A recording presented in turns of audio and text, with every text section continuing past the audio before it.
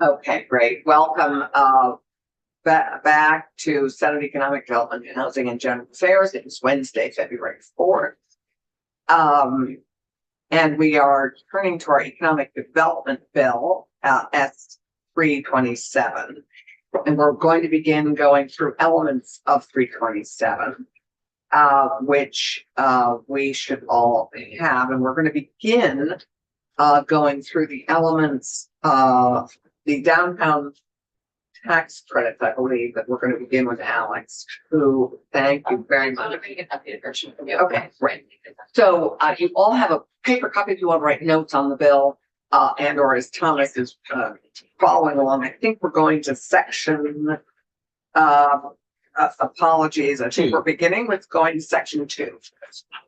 So, because we're jumping around because of time issues with our presenters. So, thank you, witnesses, for being, we're all like trying to be flexible. So, Alex, welcome.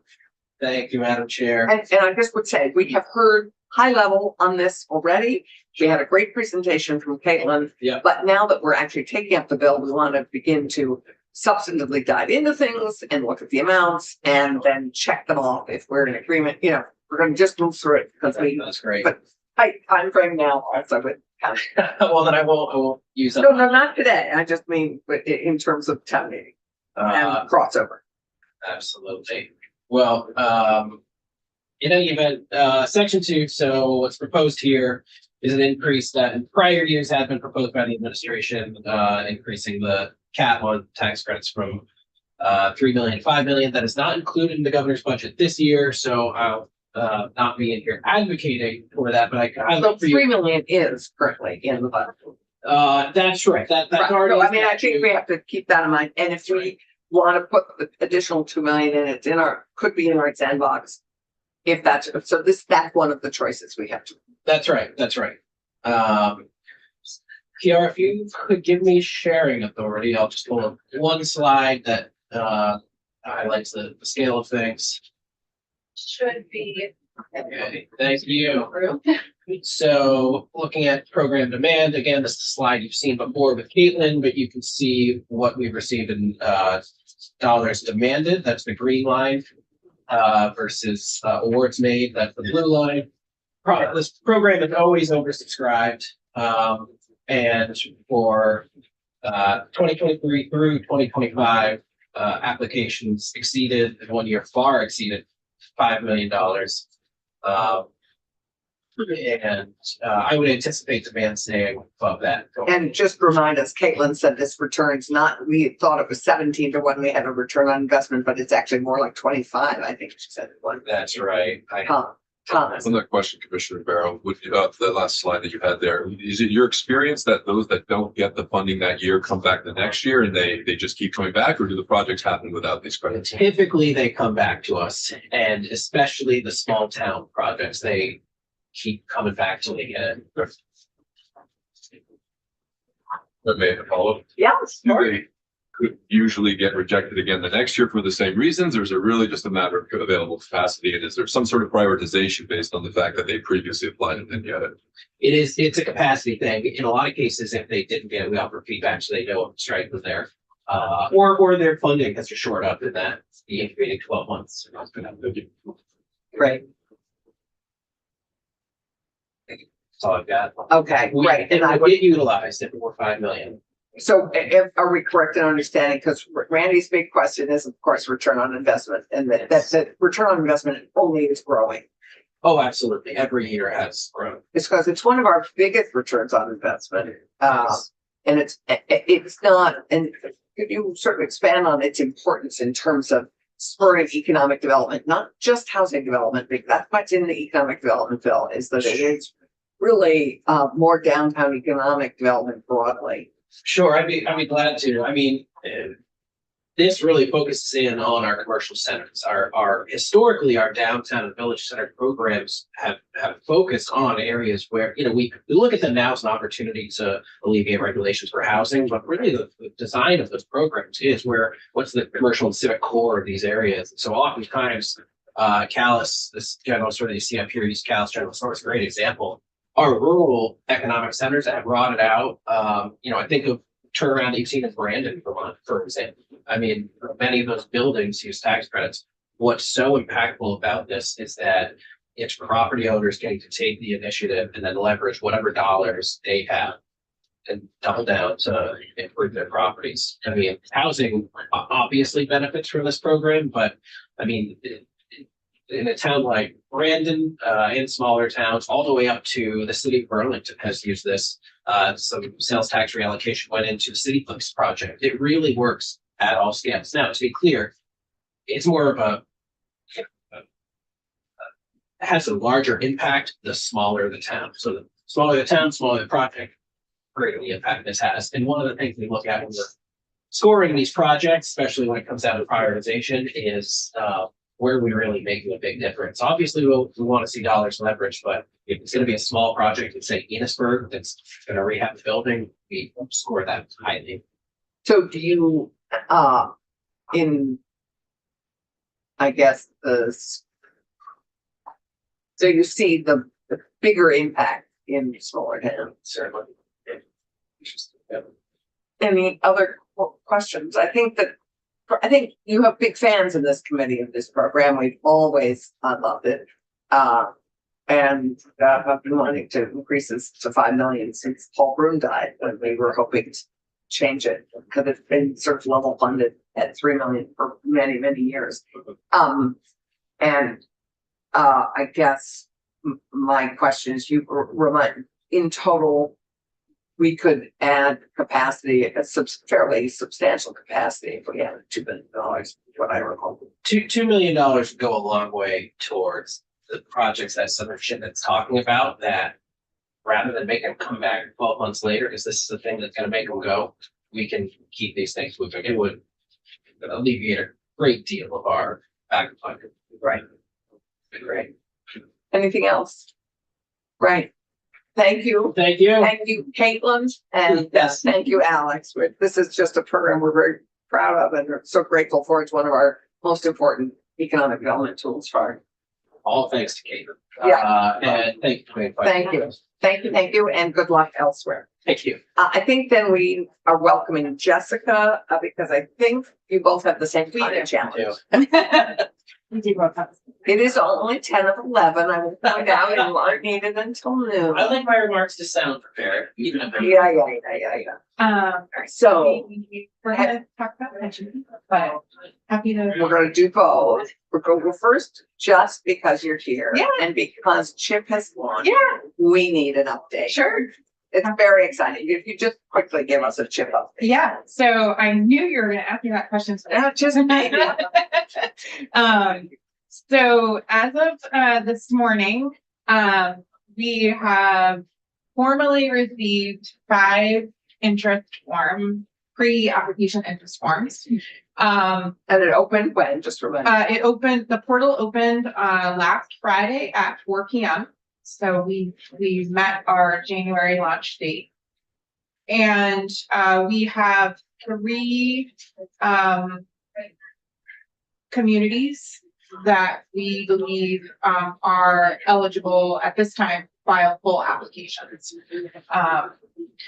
With projects appearing to be shovel ready as early as spring of 26. Spring of 26, summer of 26, and fall of 26. That's pretty exciting. Tom? Were you expecting those 5 or was it a surprise? The interest forms? No, we were expecting. We have been receiving inquiries from municipalities throughout the summer and have participated in a number of webinars and in-person educational forums. So far, since the interest forms have launched, we have received emails from 14 municipalities. So since Farida started in November, she started November 3rd of 25. We've had 14 municipalities reach out, inquire, or express interest in CHIP. And we've had 2 developers reach out to us in the last couple of weeks, expressing interest. Additionally, our webinar series that we held with CDFA, we had over 250 folks register for those webinars. They were free. They're now posted on our website. We had on average about 175 participants online for each of those webinars. Now that the portal has launched, we are also going to be hosting office hours. So virtual office hours. We intend to hold 6 of those throughout the month of February for municipalities who have questions about utilizing the application portal. We have a user guide online, but it is the CARES portal, and we want to make sure municipalities understand how to use that CARES portal. They have used it for other types of municipal applications, but we really want this to be ready. So 1 weekend, we already have 5 possible applications, 3 really ready to. 3 seem viable. Right, 3 seem viable and shovel ready, and maybe we might even see action in spring of 26. Very exciting. Yeah, to come before the council for sure. So really exciting. Great. Just again, continue to be grateful for all the support that the legislature provided, and that the hard work of our staff, and just to be able to pull this off in 8 months. So given our time, I'd love to ask you to pivot to section 10 and 11. We have 2 proposals, one of which we're all familiar with, is the elimination of the veggie sunset. So if you'd speak to section 10, that's the shortest. And then section 11, we've chosen because it's veggie, an added enhanced veggie incentive to look at section 11, which is that's the ESOPs, right? That's the ESOPs that Wendy Harrison's bill is addressed. Sure. So let me just get online and share my slide deck. And as you do that, we will just remind everybody, then we're going to pivot to brownfields.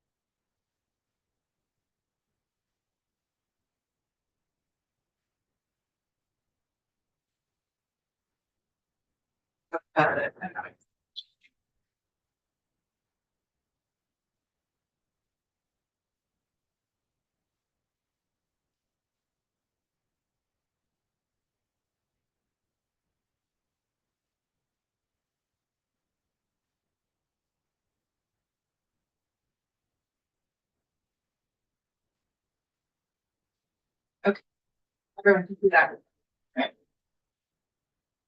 See it on the screen? Yeah, and we have it if people want to take notes on it. So just everyone knows what VEPC is, but for those that don't, we're an independent board, you know who our members are. We approve the veggie program, tax increment finance program, and the CHIP program. We receive our administrative support from ACCD and from the Department of Taxes. The Department of Taxes is instrumental in the veggie program, as they are the ones that do all of the verification for the incentives that are granted in the veggie program. So the legislative purpose of the veggie program is to generate net new revenue to the state by encouraging a business to add new payroll, create jobs, and make new capital investments. this is a very high level of how the veggie program works. I would be happy to provide to you our more in-depth handouts if you feel those would be helpful to you, but given the time constraints for today, this is the high-level overview of the program. A business applies for the veggie program by outlining their proposed job creation, their wages, and their capital investment. They create those proposals, their projections for a 5-year period, and then they submit a pre-application for BEPC staff to review, and then we submit that pre-application to our state economist, who analyzes the economic impact, the net fiscal benefit, and determines what a proposed potential incentive calculation might be. Once that is done, that is provided back to the applicant, who then decides whether it is up to the business to decide whether they'd rather pursue an initial veggie application. If the business decides to pursue an initial veggie application, they fill out the entire initial application form in that GEARS system. They work with the RDC to do that if they have questions about the application. And then the RDC and the business come to the BEPC Council, and the BEPC Council reviews the initial application at a BEPC Council meeting. Once an application is approved by the BEPC Council, the business would then get a letter from the BEPC Council approving the eligible incentive award. The award is actually not paid out, however, until the business meets the agreed upon performance benchmarks. Which on average is how many years? It's 5 years that they have to meet those benchmarks, and they have to maintain those benchmarks. So the veggie program is actually a 9-year program. Right. The incentive is applied as a credit against the firm's withholding tax. The Department of Tax verifies whether approved applicants achieve their payroll and investment targets in order to receive their incentive payout. So Go ahead. Is Yeah. it common that we offer these veggie incentives, but they don't actually realize them? So the Department of Tax does those calculations on a yearly basis. There are times where businesses will not meet their performance target and they do not get that incentive. I can't tell you specifically what those numbers are. But it's not prevalent, just that it does happen. It does happen. Thank you. Yep.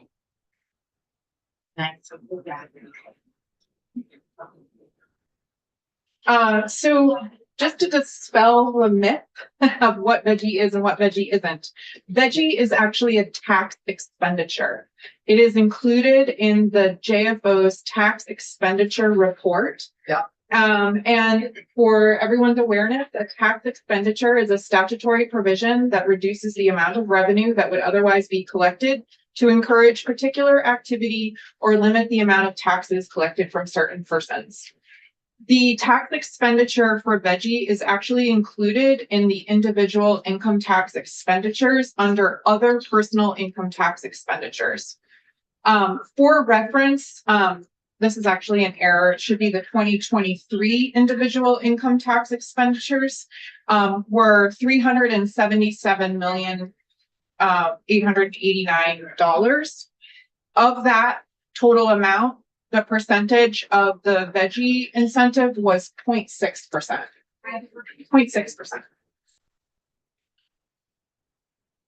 The way that the Department of Tax provides information to the JFO is because BEPC approves an incentive paid from incremental tax revenues generated from that economic activity, and then tax verifies whether they achieve those payroll targets.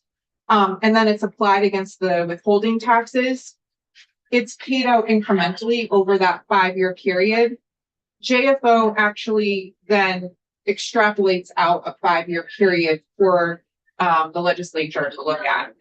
So for purposes of this JFO tax expenditure report from 2025, they looked at a period of 2018 to 2022. So on average, the Department of Tax pays approximately $2 million to companies in the form of a rebate of their withholdings.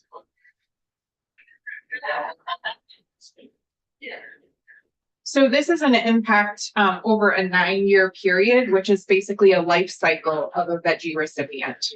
So over this life cycle, from 2015 to 2023, $170 million of new capital investment has been generated. 640 jobs were created, $43.7 million in new qualifying payroll, and on average, the average wage is $68,326. And what it doesn't say here, which is one of the reasons for veggie incentive, is to grow wages. So what isn't here and what would be interesting in this graphic would be to tell us what percent that 68 of growth, what percent of growth that 68 represents. I mean, how is that salary grown? Is that growing 10%? Is that salary grown 20%? What's the value of that? Yeah. In terms of growth. Right. I don't know how we might be able to extrapolate that data from those individual companies. I can certainly talk to Ellie about how we might be able to do that. Or the Department of Tax. And the other thing that would be interesting, just because to go back to Randy's question always, is what do we leverage in terms of, Gonna get to that. yeah, okay, because the 170 million, we didn't spend 170 million, but that leveraged that much investment. So that would be interesting to know too, what the dollar amount is there that leverage that investment. Here you go. So over the life of the veggie program, from 2007 to 2023, the veggie program has had $1.2 billion in new capital investment. We've created over 10,000 new jobs, $613 million in new qualifying payroll, and we've paid $41.5 million in incentives through 2023. For every dollar that is on veggie from 2007 to 2023 on those earned incentives, meaning that the company has met those targets and the Department of Tax has verified that and paid them, at least an additional $42.70 has been generated in payroll and capital investment that otherwise would not have occurred in the state. Significant. These incentives matter, and we learned a lot about why incentives matter this past fall, and Senator Clarkson and Senator Ron Hinsdale were at the VEPSI retreat, where we had Bob Isaacson and Tyler Baines from the Centers for Regional Economic Competitiveness. We hired ACCD and VEPSI hired the CREC to kind of do an analysis for us about why the veggie program and the business incentives matter to the state of Vermont. I would strongly encourage you to invite. We would like to have them back. Yeah. Keisha and I were just talking about this the other day. Yeah. So they were terrific. Yeah. I'll happily provide you. To send us this. Yes, I would happily send you their contact information. And they can give you the data. They were wonderful at explaining the need for incentives to remain competitive as a state. So as an example, Weidman Electrical Technology in St. John Berry is a veggie recipient. The veggie program was integral in Weidman's decision to expand their facilities in St. John Berry and not expand out of state. As a result, the photo you see is from our site visit that we had this past summer. They have a $43 million capital improvement project underway. They've created 67 new jobs, and it's had a ripple effect through the Northeast Kingdom economy, supporting the businesses that they purchase their materials from. And they're using local contractors at all stages of this build. Right. So in terms of S327, This is now section 11. which is now section 11, okay. VEPSI supports the elimination of the sunset on veggie. The repeal of the sunset would create more sustainable program structure. And it also provides predictability for employers and the state of Vermont. Sorry, that's section 10. Right. We support the continued annual reporting and program evaluation by the legislature. I think that's very important for continued accountability and transparency. As we heard in our retreat, we have the most rigorous standard for business incentives in our reporting and in our program guidelines. So I think it works. Making veggie permanent provides opportunities for VEPSI to focus on program improvements rather than legislative renewal. Would be happy to continue to work with the legislature on ways to improve the program. And the retreat really was a great way to begin that conversation, and we would be happy to continue to have those conversations with the legislature. In terms of, I believe it's section 11. Last year I came in, I believe at the beginning of May. I have not had the opportunity, nor has the council had the opportunity to review section 11 language since that last legislative session. Your meetings soon, I think. We just had a meeting. We had a meeting at the last Thursday of January. It was not on our agenda. We had other TIF projects that were on our agenda for that meeting. So I would strongly encourage this committee, if you're interested in how this business enhancement might reach or help employee-owned businesses, to reach out to Matt Croft at the Vermont Employee Ownership Council. I believe he briefly testified last May. But I have not had the opportunity to look at, and I don't believe the administration has had the opportunity to look at Right. this. So we either have to do that work here, or we wait for you to review this. You've added two enhanced incentives. Those were both, and it was before your time. Right, we currently have, And the question, I think, is the time it takes for the council to review a new proposed enhanced incentive, and if you would prefer that you review it first and propose it. In that regard, I mean, the process for adopting and accepting those enhanced incentives, I think, is a question. I can't remember if they came legislatively or if they came organically from the VEPSI Council. they wouldn't have come from the VEPSI Council, is my understanding, because my understanding is that the VEPSI Council has typically not done the advocating for. So they have actually, I think, begun in the legislature, both of those enhancements. And I remember our discussing, and Keisha and I were on Ways and Means when we added the enhanced green veggie.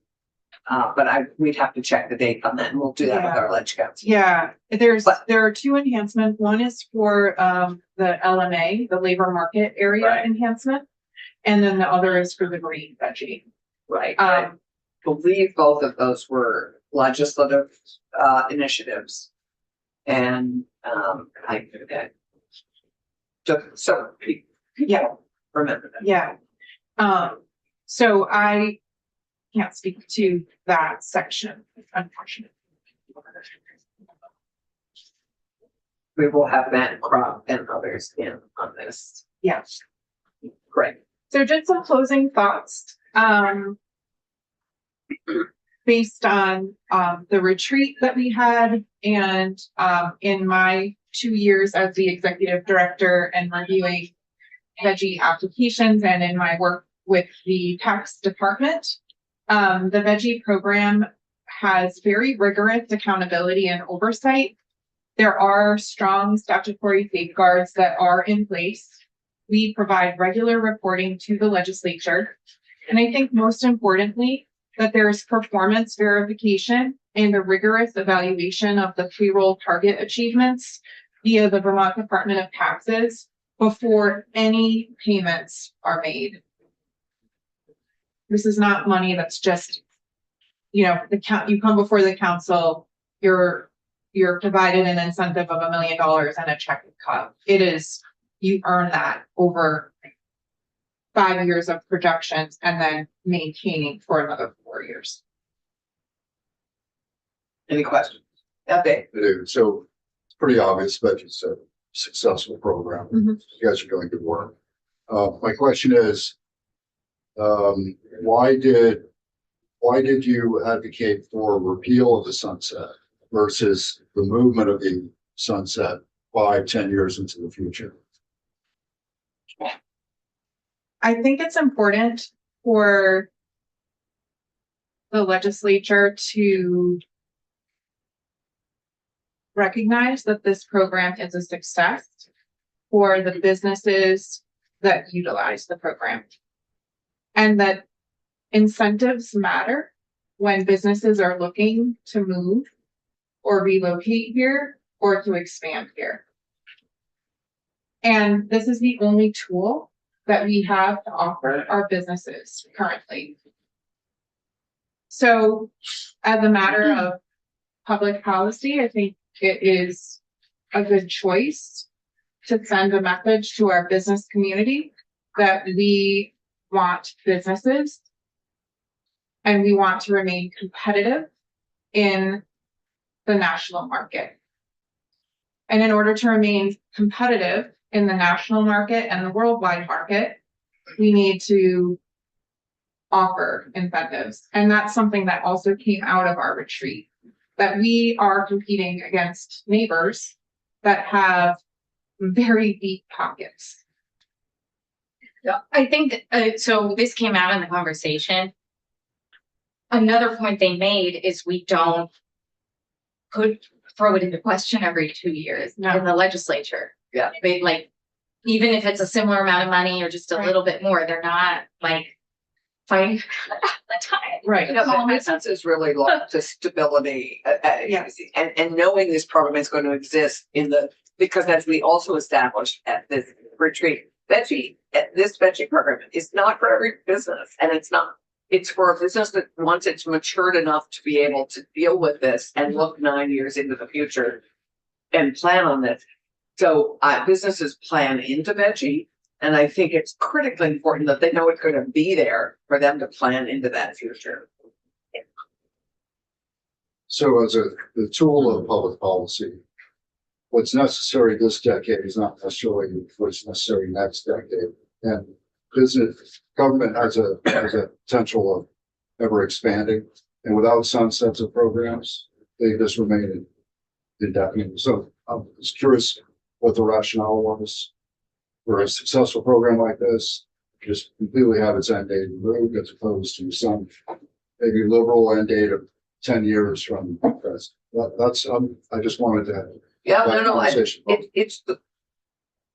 and as a result, we have had these delayed sunsets for years and years. And I think given its success, it's now 18 years old, right? Since 2007. Yeah. Now 18 years old, and it's I think proven itself enough to be incorporated in as a real program we offer and plan to offer into the future. And we can always repeal it. If it all of a sudden falls on its face and it's a disaster, we can always repeal it and change it. And as you know, we're surprisingly nimble when we need to be. The legislature, that is. And you too. I think you could always argue, does it deter you from figuring out better things to do with your money? And that goes to what you have talked about here is changes to bedroom. What would you do to make it even better, or to make it to determine whether or not there's a program better than that? And does the sunset kind of force you to do that? I don't think it does, quite frankly, because you focus on sunset, not on That's the right. improvement. That's right. Yeah, we're constantly having to come in here and focus, And we waste a lot of time, quite Yeah. frankly. for a small amount of your tax expenditure budget. And give it up. Oh, this is terrific. I think this has been very helpful. Great. We look at this and we'll have Matt Crop and anyone else you suggest we have in to look at it. Because this will be the third time the legislature has looked at possibly adding it to instance. Yeah, I will think about it if I think of any others. But right now, Matt is the one that. That's the one I know. Yeah, great. Thank you so much. Good luck Thank you. with the press conference. Yeah. I hope you're talking about Chip. So I'm told. Yeah, good. Well, you just did your dress rehearsal, my dear. The right committee to do it in. So, thank you, Jessica. That was very helpful. And we are going to shift to our Brownfield program, which is, I believe, section. Is that right?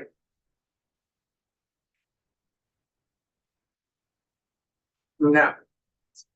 Section 1 is our purpose. And what is Brown? Anyway, welcome, Matt. We're going to begin with you. And it is section 6. So we are going to begin with Sarah and Trish. And Matt, you're back up? I am here to answer questions if the committee needs me. Okay. Welcome, introduce yourselves, and let's chat brownfields Sure thing. and their importance to economic vitality, a renewed and renovated vitality of our downtowns and village centers. I'm Sarah Bartlett. I'm the Brownfields Program Coordinator for DEC. I'm Trish Capolino. I'm the Senior Program Manager for our Contaminated Sites Program. Sarah's going to do. And you're based in A&R, right? Yes. You're based at ACCD. No, DEC. Okay. Oh, you're both Yes, based. A&R. Yeah. Right. Yep. So Sarah's Brownfields program is within the Contaminated Sites Program. Got it. Okay. So Sarah's going to do the majority of the presenting. I'm going to figure out how to share the screen so that you So can let's type. see our presentation. But we're hoping to talk about the Brownfields program generally and the report that we submitted and findings from the report and how we're trying to work through that. Great.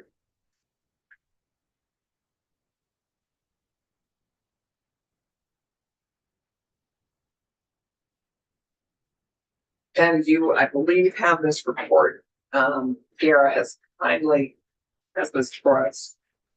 And we've tried to summarize it as best we can, because I do recognize that it was quite lengthy. Okay. Ready, Sarah? I'm ready. I'm gonna run through a little bit of a just general information. Setting the table for us. Yes, exactly. And so when we're talking about brownfields, what is a brownfield? And there is a specific definition per EPA, which is a real property, the expansion, redevelopment, or reuse of which may be complicated by the presence or potential presence of hazardous substances or contaminants. And so when it comes down to it, brownfield can be a lot of things, right? And there's a lot of obvious things that you think of when you think of brownfields. They're the properties that had historically had a lot of stigma associated with them. Old manufacturing and industrial facilities, gas stations, abandoned properties, etc. But then there are also properties that maybe you wouldn't necessarily think of as brownfields that still qualify, right?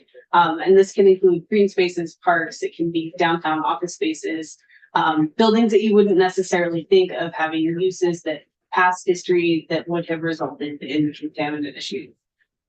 And this comes up a lot when you're talking about redevelopment. Because there are so many incentives at this point for redeveloping, particularly with housing in downtown spaces. At this point, particularly when you're talking about affordable housing developments, when you are talking about, the housing development corporations, the kind of the big players in housing creation in Vermont, they are really pushed into projects that are happening in downtown and village centers. There are incentives both in terms of financial incentives, but also the reuse of existing infrastructure is a big component of why they're working in these areas. Water and sewer. Water, sewer, and even things like better road infrastructure, potential access to public transportation. Exactly. Walkability, access to grocery stores, all of those things that play into where people want to be living. The trade-off, of course, being that when you're talking about, properties in downtown areas that have substantial development histories, is that you're increasing the chance that they will have been impacted by some form of contaminant at some point in the past. So I'm going to take a minute to talk about the state BRELA program, the Brownfields Reuse and Environmental Liability Mitigation Act. It's a statutory program that allows innocent current landowners and prospective purchasers of properties to enroll, go through the process of doing environmental assessment and cleanup work in conjunction with their redevelopment. And at the end of the process, they get a release from state liability. Federal liability is a separate thing. But the reality is that as long as they've conducted their due diligence up front, they kind of they're covering their bases from a federal perspective. This is the only mechanism in the state for an applicant to receive those liability protections. Otherwise, when you purchase a property, if it is contaminated, even through no fault of your own, you are purchasing ownership of that contamination and responsibility. And what, just while we're going through this, BRELA is the state program. What's the federal program, and how often do we are able to draw down federal dollars? What dollars are available from the Fed on brownfield cleanup, and how do we draw down those dollars? Yeah, I'm actually. Or are we getting to that? I'm going to get to that. Okay. Absolutely. Because BRELA is not a funding program. BRELA is a mechanism that gives applicants liability protection, and also opens up avenues to access funding at both the state and federal level. So, brownfields has come up a lot in recent years. And there's been, it seems like, an increasing perception that there are problems with the brownfields program, but particularly when it comes to timing and the work being conducted. And so last year we conducted a pretty extensive study, the results of which you've all It's on our webpage. Yep, but maybe have not given a thorough read. Again, can't blame you. And so I wanted to run through kind of the findings, the major findings of that report, and talk about how they kind of fit into where we are now and where we are going. One of the things that we did. Just to remind everybody, we asked for this in our bill letter. Correct, yes. So one of the things we did, the very first thing we did from the brownfields perspective, there was a section of the report on licensed site professionals as well. I'm not going to really be covering that today. We conducted a stakeholder survey. We developed a survey We sent it out to pretty much anyone who has ever engaged with our program in some capacity. We really tried to catch the widest swath of stakeholders that we possibly could. We in particular were looking for developers, you know, government officials, folks from the regional planning commissions, our consultants, attorneys, et cetera. All of the folks that kind of are the primary drivers with brownfield redevelopments in the state. Our response rate was okay, not amazing, but you know, it was an acceptable response rate. And most of our respondents did have significant experience working through the brownfields process in the state, which was great. Given how long these projects take, I'm so impressed that so many of them had had multiple experience. We have many frequent flyers, believe it or not. But once you're an expert in it, it's just so valuable. Absolutely. You know, so I'm going to start off with the things that you know were kind of came across through the survey as being really positive, appreciated attributes of the program. Folks obviously like liability protection. That is a huge driver, right? They want to cover their own butts. They also really like access to the funding resources that they wouldn't have access to otherwise. And as I mentioned, I will be kind of delving more into that in a minute. In general, folks appreciate collaborating with our program. We try, particularly for projects that are coming through brownfields, we try really hard to make sure that it's a constant stream of communication, very open, very available. And in general, I think that our respondents as a whole appreciate the avenue to address kind of the idle, abandoned, blighted properties that would otherwise, you know, go to waste. You know, we had a couple folks kind of call out the fact that it forces them, or not forces them, but like allows them the opportunity to think about redeveloping in areas that they might have in the past overlooked and gone to undeveloped lands. So there's also the aspect of kind of preserving our big space in the state as well. Pretty much everyone said that it's a really critical tool to make these projects a success. That said, there are challenges with brownfields redevelopment that I think we're all aware of, but I wanted to speak to the ones that were identified the most. And that was issues with contaminated soil management. The fact that, as you mentioned, it is a very time-consuming and complex process. There were some concerns, justifiable, about different regulatory requirements for different programs that often kind of all impact these projects. And then, you know, just the cost and availability of funding. So. And I'm just curious, one of the challenges I think that we've heard voiced in this committee and in others is not just the cost and the regulatory overlap, but the ever increasing number of contaminants that are considered contaminating and that make more projects eligible. I mean, more projects challenged. Yeah, a fair way to put it. Yeah.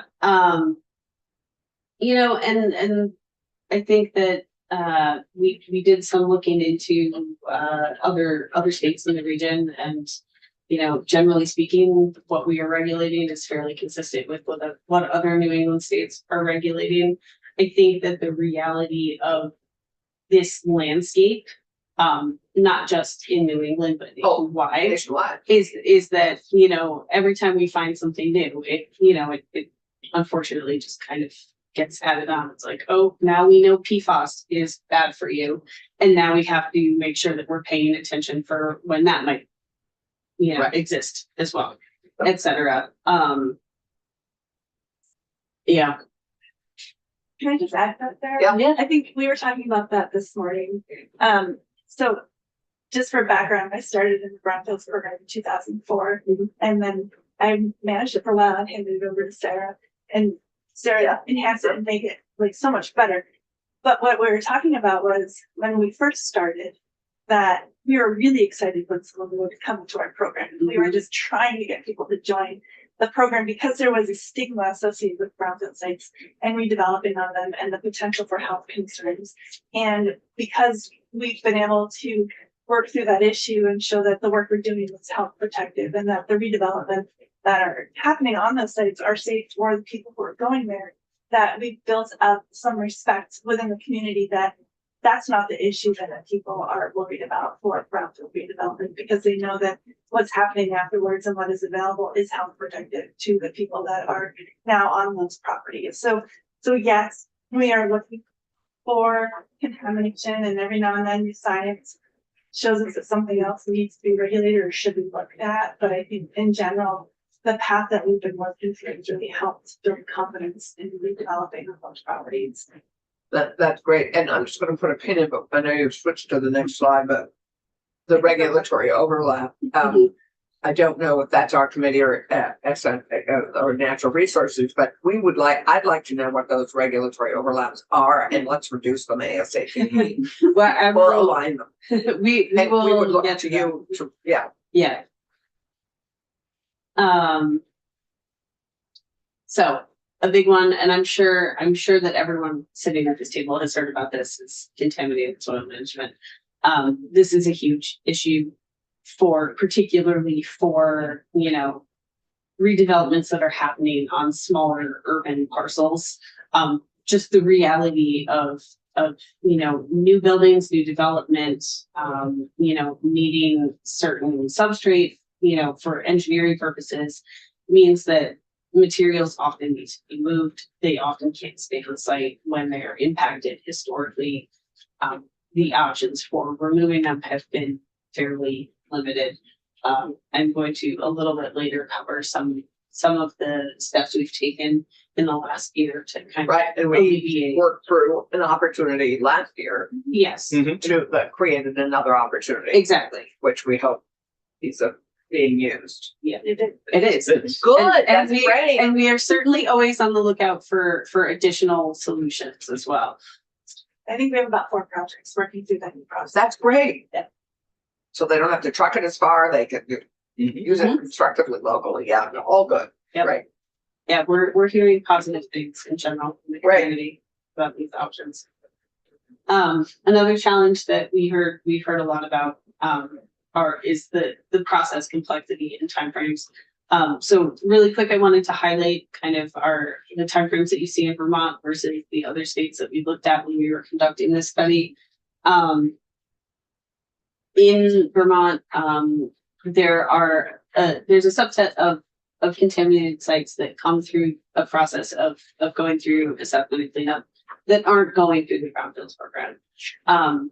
Based on our numbers, those projects do take longer in Vermont than brownfields projects do, primarily because when folks are coming through the brownfields program, we are prioritizing those projects over others, and we're We've prioritizing, asked you to, right, particularly for housing. working with them and sticking with their schedules and doing everything we can to kind of shepherd them through the process as quickly as possible.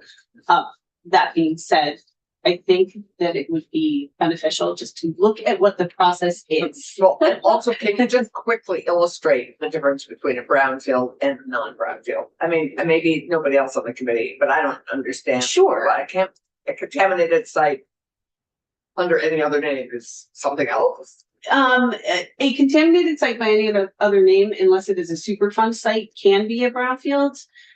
The difference is whether or not they're going through a redevelopment process and coming through our program that way. So there are a subset of sites that come to us simply because someone has reported a release. So I think the one that would be easiest for everyone to conceptualize would be like a gas station, where maybe their storage lines have leaked, and we get a call that says, hey, we were doing some maintenance at this station and we have a trophy leak. That's going to come through our site management section process, but it's not necessarily going to be enrolled in the brownfield program. There's not. If it's an active gas station. Correct. Versus that's something that's being redeveloped. and Correct. That would be And then the a other, gas station that was a gas station, but is now being redeveloped for housing. which does sometimes happen. But the other piece is that when we are talking about projects that come through brownfields, we're looking at them holistically because we're giving those liability protections at the end of the process. The expectation is that you're going to start with that phase one environmental. I just went back for a second because I think the numbers that are shown here, the brownfields are really the umbrella sites, the ones that have been enrolled in our umbrella program. Right. So we might have some projects that come through the regular site process that might go through redevelopment, but they're not enrolled in the liability programs. Right. And that's, Oh, so is that the difference that's here? the difference. Okay. That's up here right Yeah. now. So the ones that are enrolled in the liability program are the ones that get our attention and more shepherding process. So they may be, they're all contaminated. Are all- They are all contaminated. And they Yes. all go through this process. Yes. So Sarah was jumping. Okay, sorry. I Yeah. didn't mean to interrupt. Yeah, so when we're talking brownfields, we are talking about a holistic view, and this process looks like a nightmare. I'm just gonna acknowledge that Yeah. you look at that and I look- it's horrifying. I wouldn't want to touch it with a 10-foot barge pole. It does also look expensive. Yes, it looks expensive and like, ooh, leave it. And I think that particularly since a frequent complaint, I think that all of us here is the time it takes to go through this process. What I think is really critical for us to emphasize to you all is that this process is consistent with the process that's required by EPA and that is used nationwide. So much of Doesn't mean it's good. It just means understood, but we are bound by conforming to their requirements because so much of the funding that is directed to brownfields comes from EPA. So even if they were not, or any project that's using federal funding would need to meet this process, even if we found some way to cut corners. So we can. Okay, this- HUD in that Yes. requirement also. So Yes. this process would be required if someone was using HUD money, Yes. development block grant funds, to also work in this process. And So here's a critically important question because the governor, as you know, did not include for some inexplicable reason. Sorry, but true. Didn't include any brownfield money this year. I guess one of my questions is, do the feds match our state allocation? Or do they give us money independent of our state allocation? they give us money independently. We have to apply for it every year. And the money that comes to DEC is generally almost fully utilized just to run our program, to cover our staff time, and to cover our operating So it costs. doesn't cover the actual cleanup. Correct. We have, over the last 4 years, been enjoying supplemental bill funding that has been used primarily for assessment and cleanup work at these sites. All of our regional planning commissions right now receive funding from EPA. They also have to apply. They can apply every 2 years. All 11 of them do have assessment money right now. 6 of them have revolving loan funds that can be used for cleanup. With the revolving loan funds that come from EPA, nonprofit developers can get loan or grants, and for-profit developers can get loans. But none of it enough. Correct. Which we'll see in a minute. You, Okay. yes, I will. Just to give you a time check, we Yes. have about just less than 20 minutes. Yeah, you got it. Okay. So we get the impression of this, but I think, Tom, we're all clear on what this slide shows. Yes. And just as a real world example, because that previous one was hypothetical, that we kind of built as a best case scenario. This is how long this process takes and what it looks like. This is a real project that you folks have heard about, in recent weeks, the Newport Crossing. And what it takes from kind of the moment of the project's inception to, today, which they're still working on their cleanup implementation and redevelopment. So this project is not complete. Even though it has a final date of 2024. So that's just the last step in that we have touched on with them. We approved their corrective action plan in 2024. So it's And- finished. No, so the corrective action plan is the plan for implementing a Right. cleanup. And then once they're done with, can you actually go back? Once they're done with their CAP implementation, their consultant submits a completion report to us, and that's when we can issue our closure documents. So they have to document to us that they've implemented their cleanup as we approved it. I'm just going to pause here for a minute. I don't think you can catch me cursor. So Sarah's gonna get into the timing conflicts that you asked about, and I'm just gonna highlight that it starts around this corrective action plan report, where the conflicts really start to become an issue for some of the developers. But I just want Particularly the housing. I just want you to see it on the scale of what that looks like in the pinch point comes in. So to go back to that earlier slide. So she'll get there. I just wanted you to see it here. Yeah.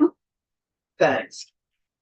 So the regulatory conflicts and overlap, it's probably goes without saying that these projects require a great deal of regulatory involvement from a great number of programs. Not just ours, but often Section 6, various permitting programs. But the big one, and the biggest source of problems when it comes to housing developments in particular, particularly affordable housing developments, is that NEPA environmental review process that HUD requires. And So, remind us, because we don't live in that world. Yeah. It's National Environmental protection Policy Act. policy. Okay. Yep.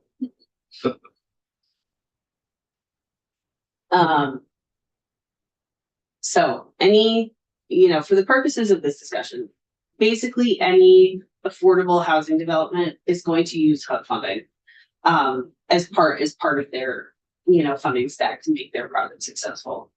If they are using HUD funding, HUD has a requirement that they go through this environmental review process, which starts with the phase 1 for them. But they cannot make, for example, the Housing Development Corporation cannot purchase a property until they have cleared their HUD environmental review. And HUD says that they can't clear their environmental review until we have either said that the site is clean or that we have approved a corrective action plan. So there's a lot of work that has to happen before they can close on a property and get that release, environmental release, and close on a property for them to get their funding that they have to do when they're still in that kind of uncertain phase of they've got an option agreement on the property, or purchase and sales, but it could all fall through at any point in time. So there's a significant upfront investment that is risky and a big point of concern. And so going back to that process that we just had, HUD requires that process to happen as we've laid out there.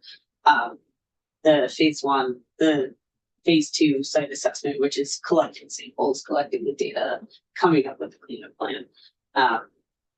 So we kind of have to get them to the point of approving that CAP before anything else. And that's, I think, Is there a way we can accelerate that process for housing? I know we've prioritized housing projects, but it doesn't mean, given that huge time frame we just saw on those 3 slides before. so we've spent a lot of time looking at this. There are just certain realities of how long it takes to do the actual work. We will often say that best case scenario to do a phase 2, which is again the sampling, takes 90 days. And then they have to submit the report. And, if federal funding is being used, we have to review the report. EPA has to review the report. There's a lot of steps of review that have to happen that can kind of extend that time period out even more. With our brownfields projects, we really try to minimize our review period at times as much as possible. But, you know, we're kind of bound by how long it takes to do the work, which is in turn bound by, you know, lab availability, consultant availability. There's a lot of pieces that kind of go into how long the process takes. You know, So I take it, even though you don't call them out except for the first one, these are phase one, phase two, phase three, the different colored arrows. this is more just a kind of like working through that process of, you know, like if they're for any property using HUD funding, they have to start with that phase one. HUD says they have to do it. If they identify recognized environmental conditions during that phase one, then HUD says that they have to do a phase two and work with our program and move through that process of getting the approved cleanup plan, doing the cleanup. Yeah, Thomas. We have a lot more slides, but if I could just jump in, one question that's come, first of all, great presentation. Thank you. This is a lot of background that I certainly need. Where you mentioned that other were comparable in our standards to other states. Where do you see a distance? Where does Vermont have changing the standards that would either require the BRELA standard to get the liability of restriction or whatever liability waivers or otherwise? Where is Vermont's standards in triggering more brownfield projects or demands, if any? I don't know that our standards are triggering that at all. We do have a comparison. We'd be happy to share it with you that we have for soils and for groundwater, knowing that the other regional states have different ways of looking at how they build their standards. I think some of the other states might have some more leniencies around soil, but I know that Matt has been working on that with our New England partners. There's a lot of pressure, right? Just regionally trying to deal with contaminated soil and space and making sure that we're still being health protective. Matt, you wanna jump in? I think it's good. Just identify. Sorry, yeah, for the record, Matt Chapman, Director of the Waste Management Division at DEC. So this is actually, I sit on a board with all of the other waste directors from the Northeast. So as far south as New Jersey, as far north as Maine. And this is a common problem that all the states up and down the Atlantic seaboard are having. And it's these contaminants are basically similar from a risk perspective. They're a challenge to deal with because they're often in these types of redevelopments. We're actually spending about 4 or 5 hours regionally to talk about what the problems are, what solutions other states have come up with, whether there's something we can do collaboratively along the eastern seaboard in about a month.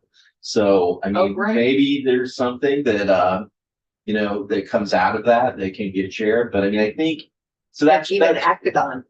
Exactly. And I think that the other thing, just to let folks know or remind, is that in the executive order that the governor put out, there is a review of the state standards process. So, you know, and that's kind of in my sort of rubric where we're basically going in and establishing sort of a standard on how we look at standards across A&R and making it clear that we need to take into consideration technical feasibility, which for the most part, these projects do.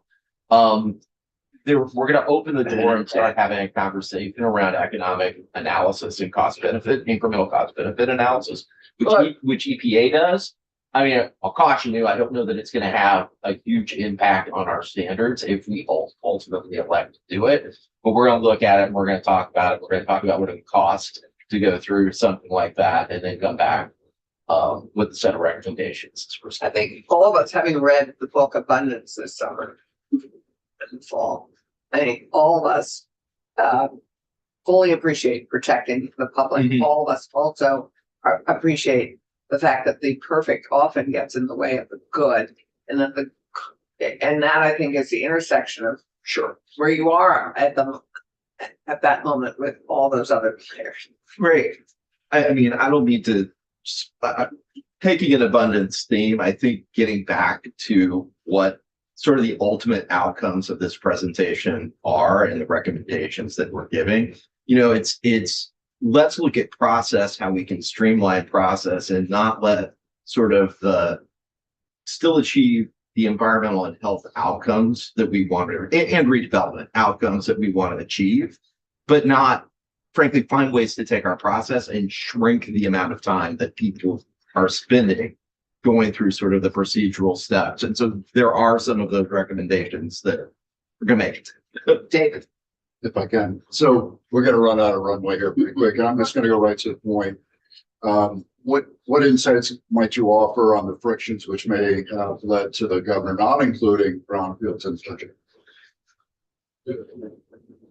I'll go ahead and I'll take that one too. I mean, so I think everyone on this committee knows that there's a lot of competing pressures on the budget this year. We're leaving the American Rescue Plan funding that the state had. There's more compression from a federal level on the amount of funding. And, I have not had a conversation with finance and management or anyone else about the choices that were made, but I know that there's a lot of really hard choices that the fifth floor and ultimately you are going to have to make around what the priorities are. We are here to help identify what the need is, and we're happy to provide what those needs are. we appreciate it. Obviously, we support the governor's budget. So Yeah, If and I, he's your boss, not ours. that's right. I just wanted to say that for this particular slide that's still up, we're just putting a pin in it, that we recognize the problem. I know Sarah's tried to work with HUD and Commerce and trying to find a solution. We haven't found it yet, but it is an issue that we know exists. Yeah, okay. And we will get you back if you don't get through this, because everybody's sadly turns into pockets. Yeah, let's, I'm gonna kind of, okay, go through this. That clock is fast, Madam Chair, about 2 minutes. We gotta fix that too. 7 minutes on that. Yes, Take 7 minutes. all right, And and you will also be able to come back if we need it. So, I mean, this is doesn't have to be the be all and end all. no worries, I think we can get through it. Okay. Yeah. I wanted. Don't make us seasick. Yes, Sorry. I want to touch on the funding briefly, because you asked about it. I mentioned that most of the funding right now is coming from EPA, to us, to Commerce, to the RPCs. One of the things we looked at was, what shovel-ready projects do we have right now?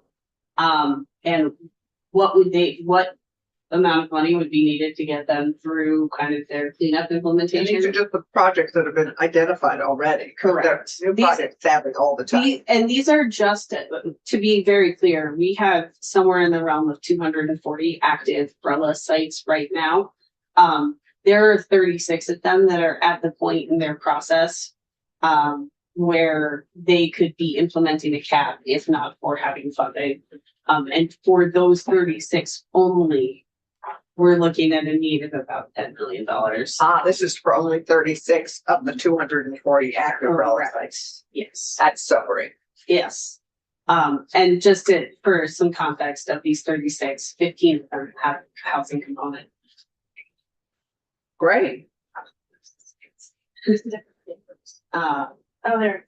Yeah.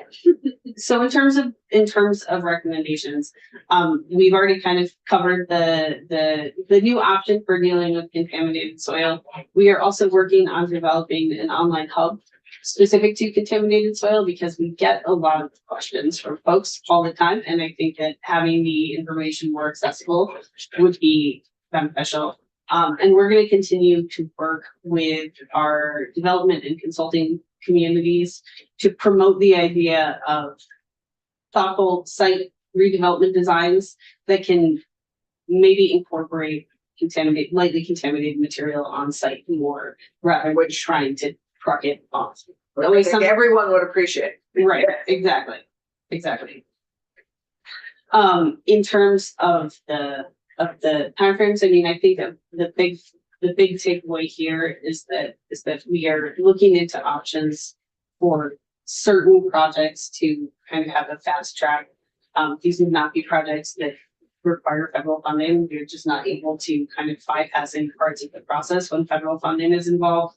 But there are some sites, privately funded, projects that maybe there's some options there to kind of speed up the process. Private or state funded, I mean. Yes, exactly. Private or state funding, you're correct.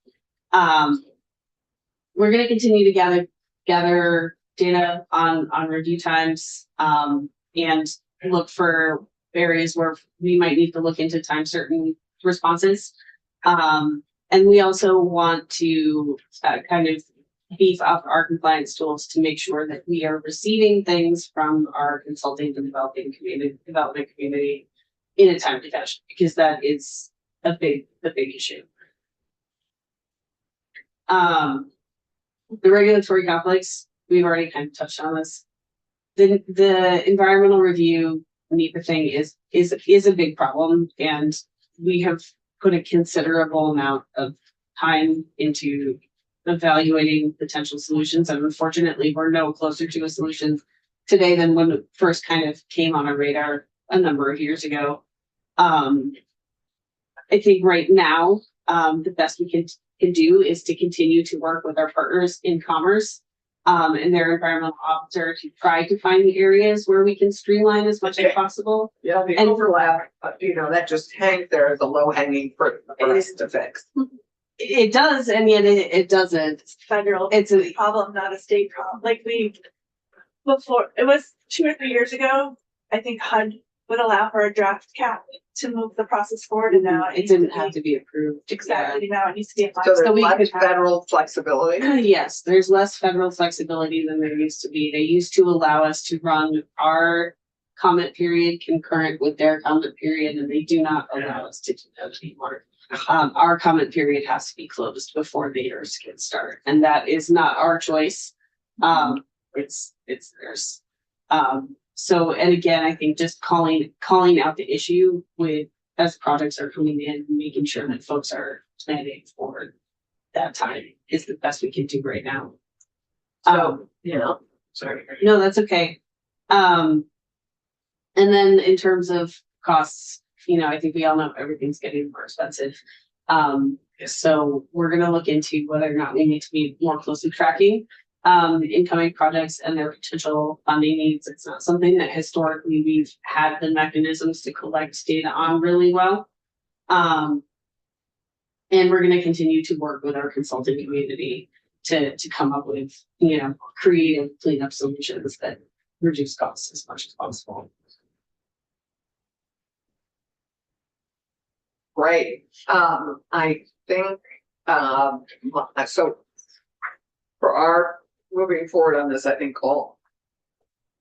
this is such a critically important program for our, and such a important work for us to actually accomplish our goals, which is to build more housing and create more economic development.